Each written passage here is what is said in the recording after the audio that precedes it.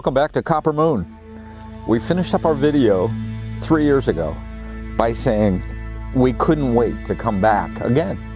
And so here we are, May of 2023, and a lot of movie sequels don't live up to the billing.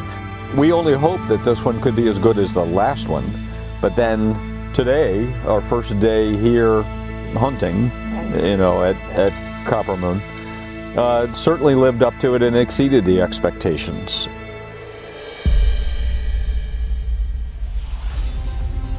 We've noticed right off the bat that the hunting is different than it was when we were here in March, which is the heat of the summer. And they're thinking about other things, which is good for the hunter. So in our case, in Yellow Bull, we watched him come down through a valley. We waited for him. He was following two ewes, and he was thinking about them.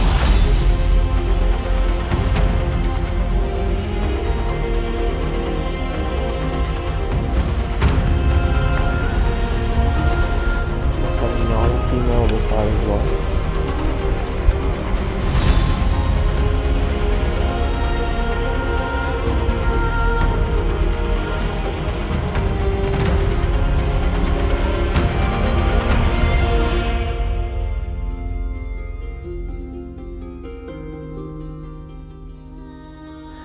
And shooting downhill just a little bit. I'll take 390 and I'll say take 2-3 inches lower than you normally would. Okay. Shoulder, mid-body. I'll say for first quarter. So we don't have to click all the way when it comes to just going over 2 clicks this way. We're just a couple, less than 400 right now. Okay. I think he's going to come up now, right of that bush. The bush, towards the open field. Yes, he's going to come up there. Okay. We waited for him to step into the opening. Denver said to let him know when I was ready, and that he would whistle. He's stepping out.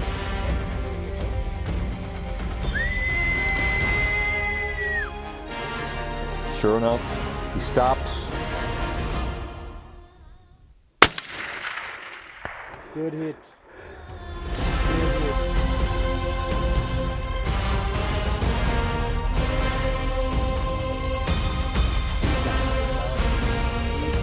Woo! Just get another bullet in just for in case, but I doubt it. You hit him smack bam on the shoulder. What a shot. And he's this side of the bush. Poppy! Yeah, you can still do it.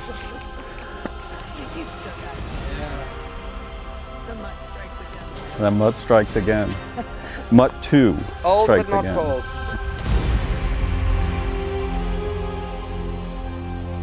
Oh my. Marty, welcome back. It's 3 years later. The last time you were here, we shot 16 animals in 10 days. Yes. Beautiful amount of trophies. This time we started out with the mutt again. We got him all sorted out, put in a new scope, the Hawk scope. Zeroed that this morning, and we got it all 100%, and we went out and we came across this beautiful animal right here next to the thicket at Coppermoon, and then he was tailing two ewes, and we waited for him to come onto the open, and we whistled. He stopped, and you nailed him at exactly 350 yards. On the shoulder, broke his front leg right off, and he ran 30 yards and tumbled, and now he is dead. Just a beautiful animal. On the first trip, we discovered how elusive these are. They're just very timid. Maybe a little different now, closer to the rut than it was back in March 3 years ago. But he was thinking about other things, and that paid off for us this morning. Not for him, but it worked out well for us. Beautiful animal. Nailed him exactly where we had to. So the first one for the 2023 trip is in the salt. That's it. Now we're going to go back, have some breakfast, and then we're going to go again. We'll do it again. 100%. Well done, Marty. Congratulations.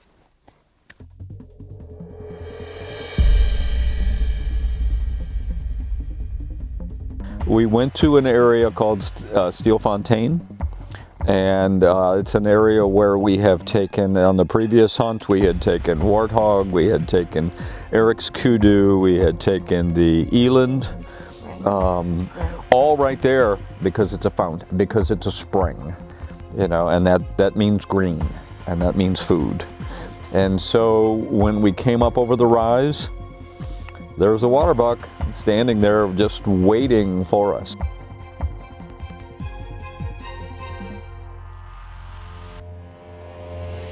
We watched him. He watched us. He was standing there watching us. And at 260 yards away, and he, you know, and then he laid down. Scope. Look through the scope when I talk to you. You see in front of his shoulder, there's that bush. Yes. I want you in the middle of that bush. Denver tried to get one of the trackers to distract him and to get him to stand up, and eventually I took the shot at him while he was laying down. Coming from behind, so yeah, just over the top of that bush and you nail him.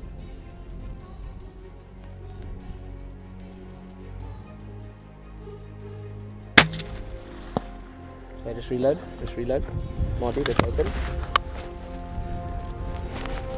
Oh, you're not coming out. Yeah, keep on. Okay, just get set on him again. Made a good shot, thought that was it, but then, you know, Denver always says with our single shot rifles, reload, reload, reload. And so we were ready, and sure enough, he got up. Okay, he's not gonna go anyway.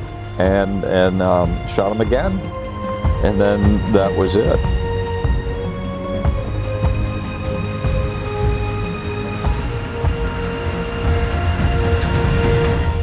Okay, Marty, well, we just finished with the Inyala not too long ago, and we dropped it off at the skinning shed. They got busy with the capes.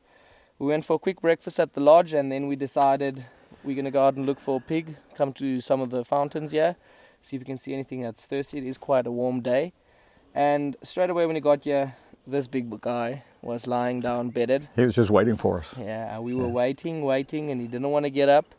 And eventually we shot him while he was lying down. A little bit high, he was tilted a bit back while he was lying down. But then the follow-up shot was superb. You killed him right in his tracks. He came not far. Yeah. So he came a few yards, he dropped down, and he's dead. A beautiful bull. Congratulations. This is going to be very hard for Eric to beat. On the previous trip, we saw one of these, and it was Eric had said he wanted this one, so we passed on it. And so now he's just going to have to eat his heart out for this one, you know. Yeah. But a beautiful, beautiful animal. Very, very beautiful. Very big bull. Congratulations. Wonderful. Thanks, sir. Thank you.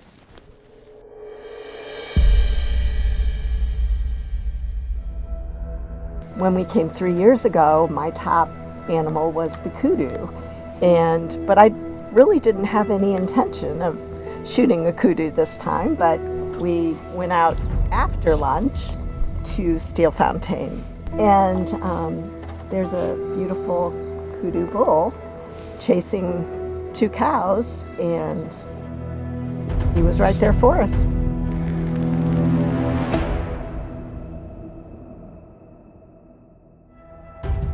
We had to climb down an incline that was basically about 30 degrees downhill, where you really had to watch your footing. Denver got it set up on the bog pod and got the rifle set up and got Ruth positioned in it. And this is no exaggeration, we were shooting downhill at a 30-degree angle. The adjusted length became 280. Just behind the Yes. shoulder. Okay, let's reload. And then Ruth shooting downhill made a great shot on that kudu. Well done, Ruth. And then we had to get him out of there, which meant that the truck the Land Cruiser had to go a direction that it's just incredible, the places that thing can go. Well, Ruth, welcome back to Africa. Thank you. It is finally your turn, and we came this afternoon back to Stilfontein, where we got the Waterbuck this afternoon. After Marty was done with his hunting spree for the day, we got up to the big hill behind us, and we were set to glass the whole afternoon, and before we knew it, Paul saw this beautiful kudu bull feeding about 300 yards below us. We took our time, got set up, and he's done, he's down, and now you were the last one to get a kudu, because on the last trip Marty That's and right. Eric got Kudu, and now you've got the Kudu as well, and I think you've got the best one, just between yourself and me. But anyway, congratulations. It's a beautiful you. bull. Thank you. It's really special to me because this is what I came here for 3 years Yeah. ago. So, thank you. Congratulations. High five. There we go.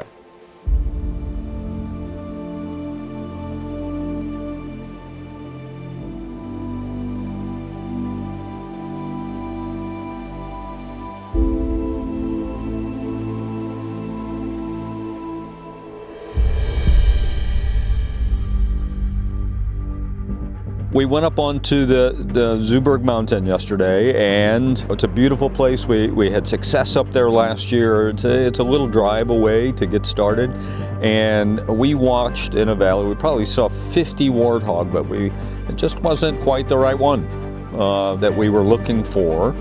And so we were patient, and we stopped for lunch and had some time to relax a little bit. And when we went right back out, right off the bat, we found that one. We found that warthog that we were looking for. And initially he was like at 900 yards away.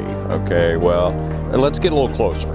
And so we got to 600 and we got it to 500.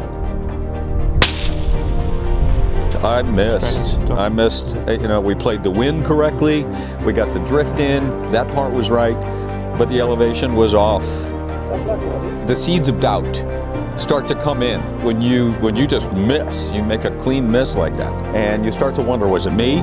Or heaven forbid, could it be the mutt? I hate to miss. I hate to lose. But bottom line is, sometimes the animals win, and in that case, he won. So then we continued on a little bit, and one of the animals we were looking for was a mountain reedbuck.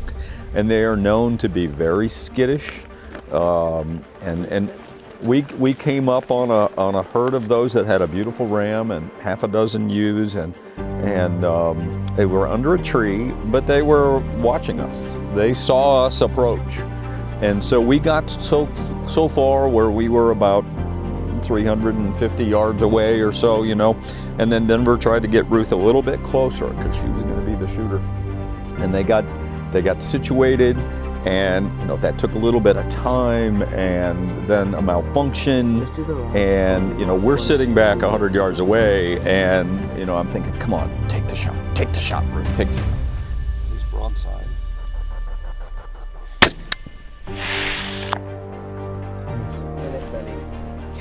I was right on. I wasn't as solid as I should have been, and like Marty said, at those distances it's just exaggerated. So I missed him the first time, got a second opportunity that wasn't as good because he didn't quit moving. So now we're 0 for 3 on the morning, and it's like, in these roads we're traveling, a 2-track and a Land Cruiser that, they're rough, and you start to put that doubt in there. Is it the scope? Is it, did something move? And so immediately after that, when we finished that stalk, we looked up on the ridge top there, and there's a red hartebeest mocking me.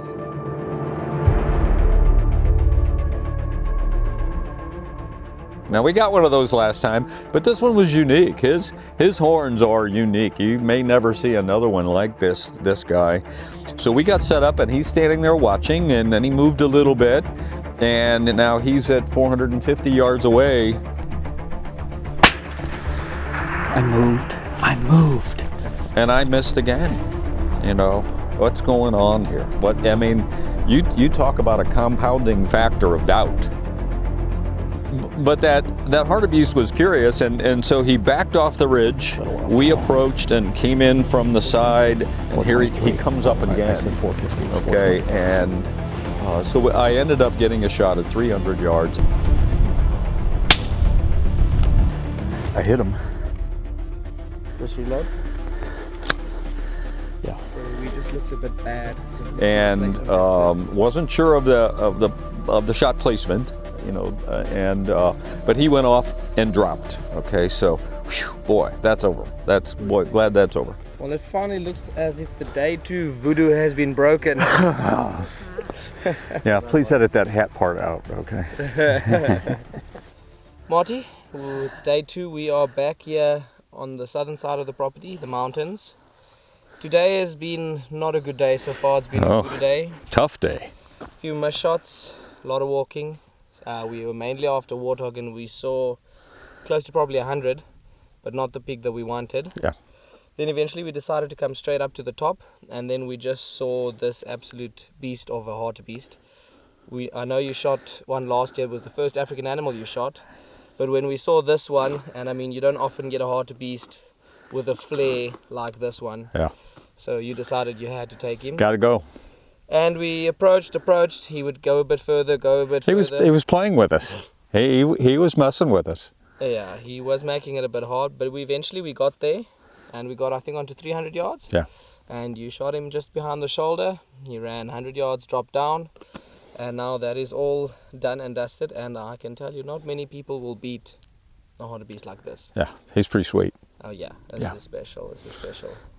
Yeah. So we're gonna go on from here and see what else we can get. We're still looking for mountain reedbuck and warthog. We just have to see what the bush is going to give us now. Just work a bit harder. That's it. And see what we can do. Anyway, Marty, massive congratulations. This is really a one-of-a-kind bull. We went up and we got the hartebeest taken care of. We took the pictures of him, and then while on approach, here comes the reedbuck again. Okay, and in his entourage, and they come running right across, and Denver got Ruth ready and standing position, and I think at 255 yards, something like that. Okay, they whistled, he stopped, and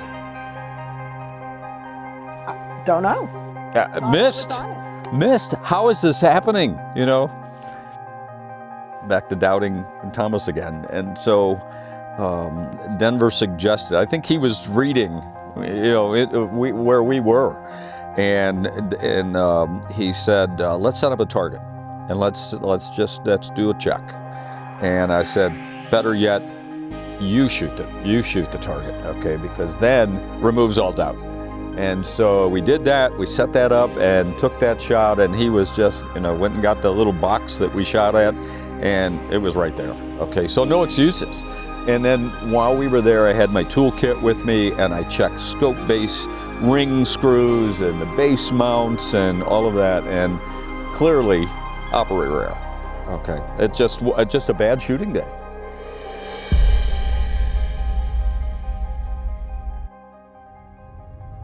We took another long hike, the second one of the day. And Denver had told the story about a kudu that was huge, and his only flaw was that he had been in a fight and lost half of one side. We saw him, and we had the opportunity, and now we're facing fading light, literally maybe 5 minutes of light left. So it was a good test for the Hawk scope and that system, and you know, they kept following him in some of the thickest bush. They got me lined up on that one, and it was 470 yards. So yes, you'll have to just pass the left of that bush, then on the shoulder.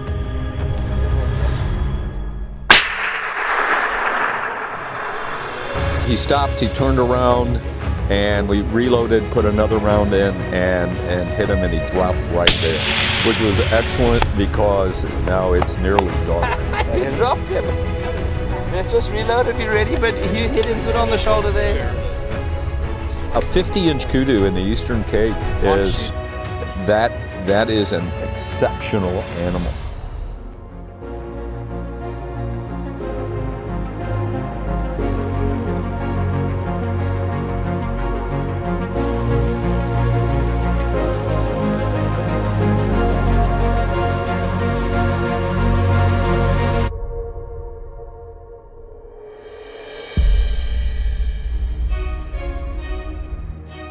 And we did this morning what I would call a soft start. We had a real long day yesterday. We were all kind of tired. And the focus for the day was the Sable. So one of the things that we thought could have been one of our issues from yesterday was the bog pot. It gets used a lot, it gets thrown around, and it probably needed to be tightened up. So that was what Marty and Denver worked on this morning.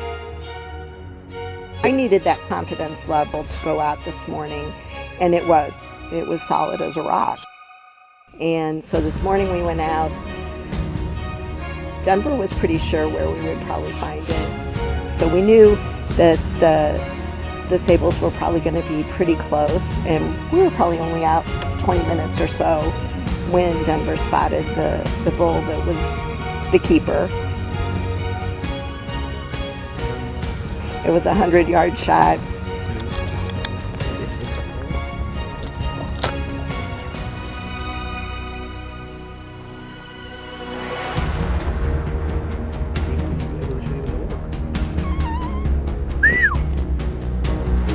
On the shoulder.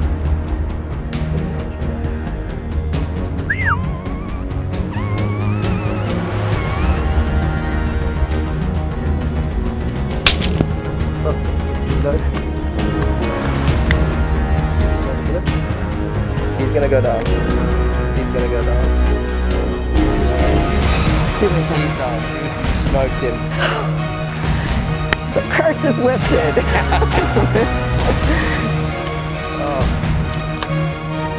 Just in time for breakfast. Well done, well done. I saw the puff of smoke, figured. Oh, you did him well. Yes.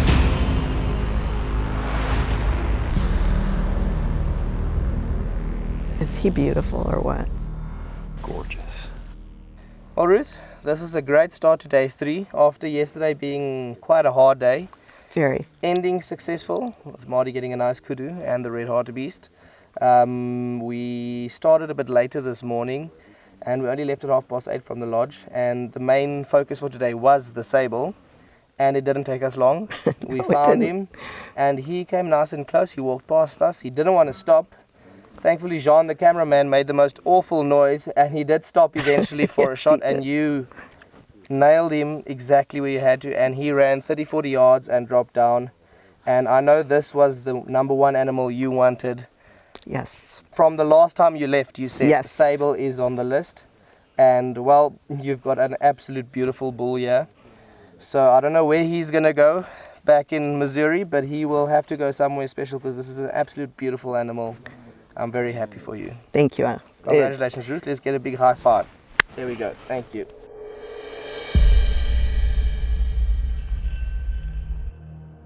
We headed out to an area about an hour's drive away where there are alfalfa fields. We set up this temporary blind. We're watching this creek bed woods line, and we were hunting for bushbuck. Now, and that's an unusual animal, extremely timid. We're in the alfalfa field that has no alfalfa in it, waiting for bushbuck to come out. We're expecting them in about an hour. So the guys had to build this blind for us in the middle of the field, so we're just watching the edges to see when they come out. So your shots are at dusk, so we sat in wait. They did see a ram over on the other ridge. We relocated 200 yards. You know, it was like a patent military maneuver. And we were there, and Ruth was literally putting him in the crosshairs, okay, this big ram, and he decided he'd seen enough, and he chickened out and went into the bush. So maybe tomorrow, who knows?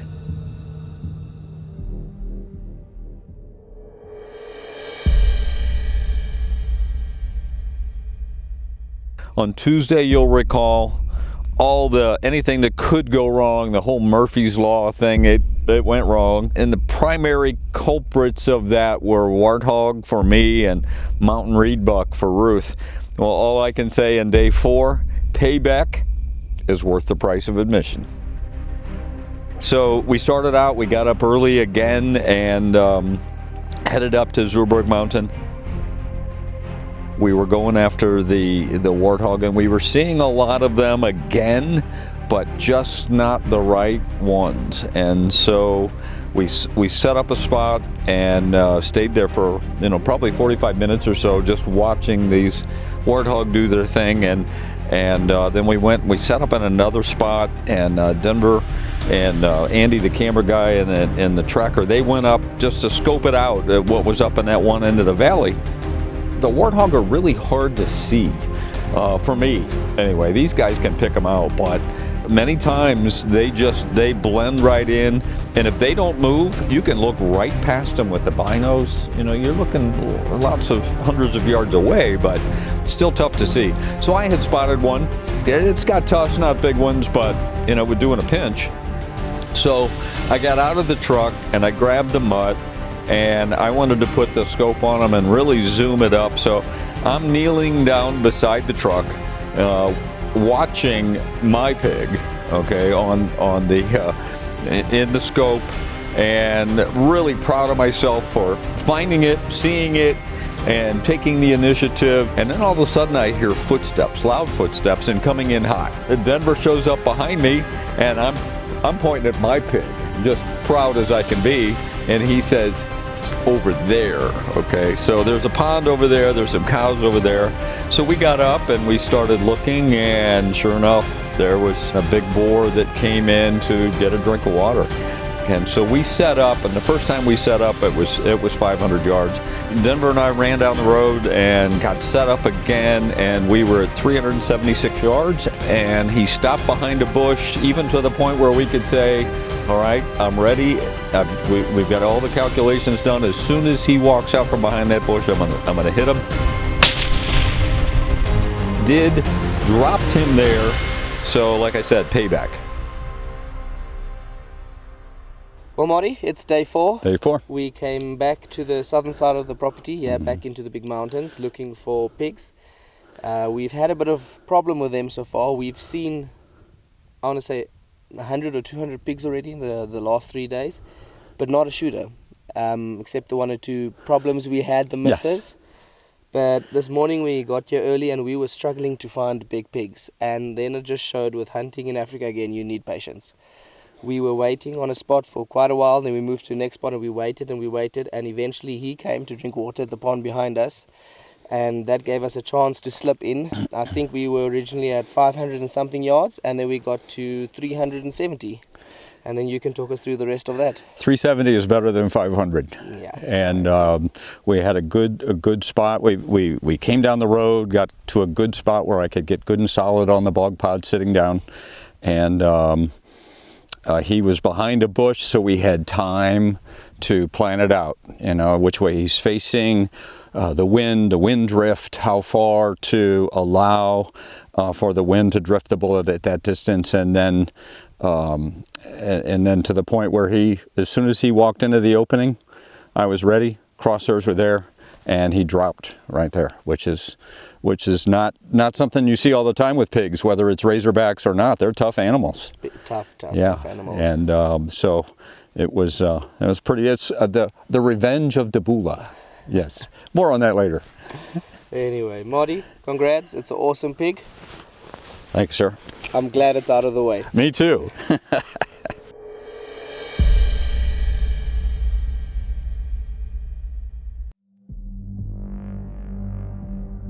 We went back up, and we had one more animal that we were going to go after this afternoon. So we went to the same area, the infamous tree where the reed buck were, and they weren't there, but they were in a very close spot. Just picture a grassy slope, pretty steep, okay, but you could walk on it if it was just grass, and then salt and pepper like sprinkle out a bunch of rocks Everywhere. to have to walk on. Everywhere. Yeah. So we maneuvered to one spot, and none of us saw them. They were right there.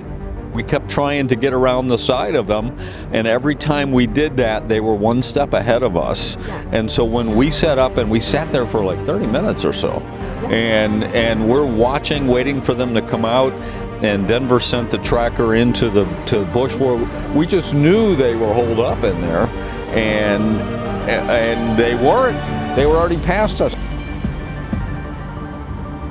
And I looked up on the cliff. I'm like, Denver, they're at 12 o'clock. And sure enough, there they were. Now, when she says they're above us, okay, this is a rocky, like a cliff thing, Yeah, we were- and you know, and they're doing the switchback thing going up through there in a line. So Ruth's having to pick out which one it is, Middle. He just turned sideways. and he Yeah. stopped for just a second, but Ruth couldn't get on him fast enough. Then they did another switchback. He was about 6 steps away from going over the crest, and we wouldn't have seen him again. And finally, Denver said, "Shoot him, just shoot him." Oh, reload. You hit him. I did. Yes. He dropped. He dropped. Okay, but he was still alive, and then they were able to see him, and then Ruth put another 175-yard perfect shot on the neck, laid him right over.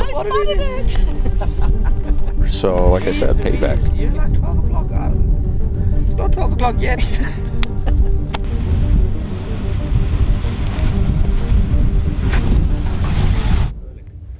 Okay, Ruth, so after we walked around into that valley, we somehow did not see any of the roebuck lying there. I think there were 10. Ridiculous. And they ran over into another little valley right behind us here, and we went on top and we waited and we waited and we waited, and somehow they slipped through beneath us so we didn't see them, and we decided to come around and let Paul the tracker come and beat them out for us. And when we came to the spot where we thought they would come out, you saw them on the hillside between the stones, so that was well spotted because none of us saw it. And then they started going up, and I told you to hit the roebuck wherever you can. And I did. And you hit him, not the best shot, Nope. but the follow-up shot was great through the neck. I think it was 180 yards, and that was just absolutely great. Glad we are done with the roebuck because it has been a bit of a voodoo for you. It has, indeed. So today's been a good day with the pig voodoo's done and the roebuck voodoo's done. Yes. So I'm very happy with that, but congratulations, it is a really, really beautiful roebuck. If you've ever wanted to go on one of these hunts, they are spectacular. We started out saying it's a once-in-a-lifetime trip. Quickly at the end of that, we said it's the first of many trips.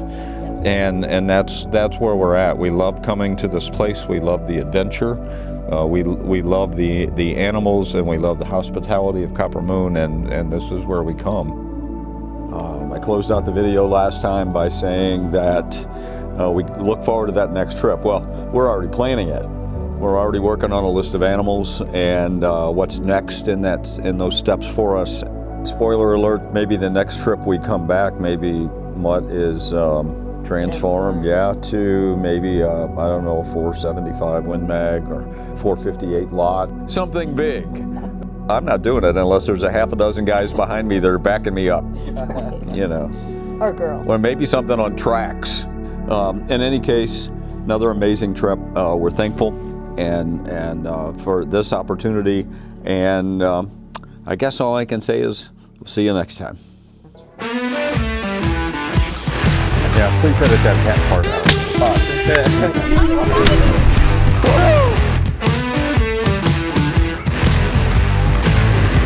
You just ruined a nice video.